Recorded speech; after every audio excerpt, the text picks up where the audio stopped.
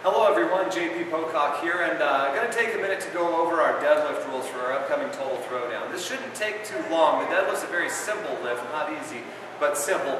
But I want to clarify a handful of the rules as they're covered here in the CrossFit Total article, and then address some common mistakes that are going to get made that could constitute a no lift or a missed attempt.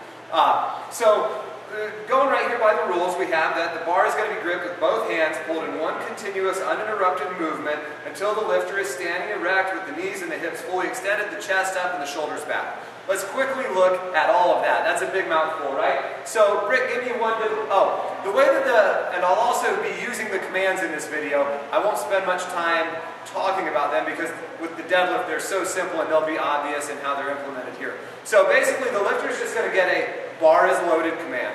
When they've heard that the bar is loaded, a 1 minute timer is going to start. They have 1 minute to start their attempt. So the bar is loaded.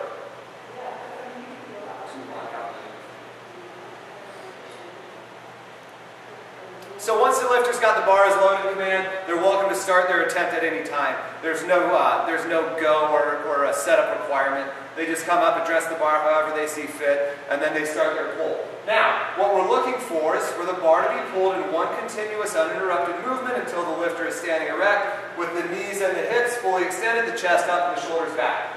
As the judge, I'll see this position, knees and hips fully extended, chest up, shoulders back.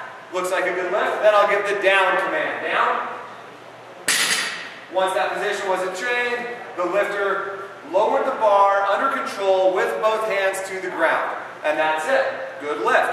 Now, you have to lower the bar. There's no bar dropping, okay? So, I don't need to show what bar dropping is. That's obvious. You have to lower the bar. You don't have to lower it slow. It doesn't have to be a pretty negative or something like that. It's just you need to go back to the floor with the bar, okay? That's the rule there. There's no bar dropping. You drop the bar, you miss the lift. And you need to wait on the down command. Those are really obvious. Now let's quickly look at some small mistakes that we can see in either knee extension, hip extension, chest up, or shoulders back. Britt, can you give me one where you pull it to here, but you don't extend it to me?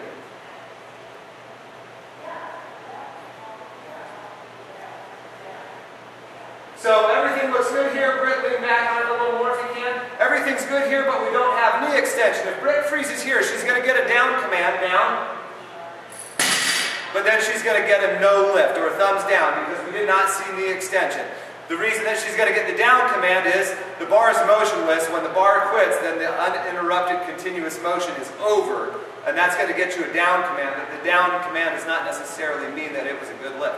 Can we do the same thing here, but this time maybe have some kind of fall?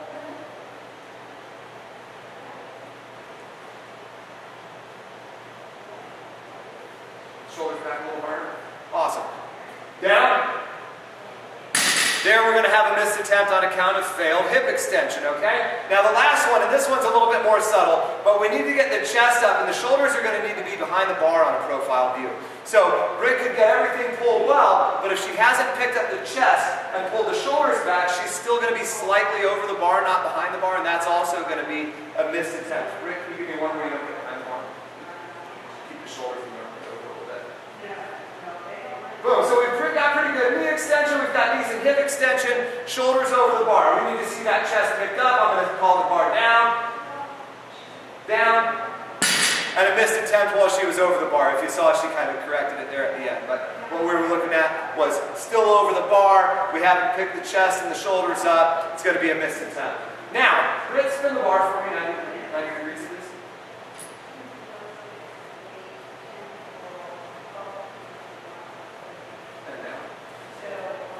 So the last thing I want to cover just quickly is what we're looking for, that one continuous uninterrupted motion. Now the bar can move crazy slow, but it can't stop moving. And one thing that we'll see on a deadlift sometimes are attempts to hitch the bar. So that's going to be interrupting the motion, and it's also going to oftentimes be downward motion on the way up. So I just want to quickly cover hitching. Hitching is not allowed. The bar needs to move in one continuous uninterrupted motion. It can go slow and fast, but it can't stop and go. So Britt, if you could show me a couple hitches. Bar is loaded.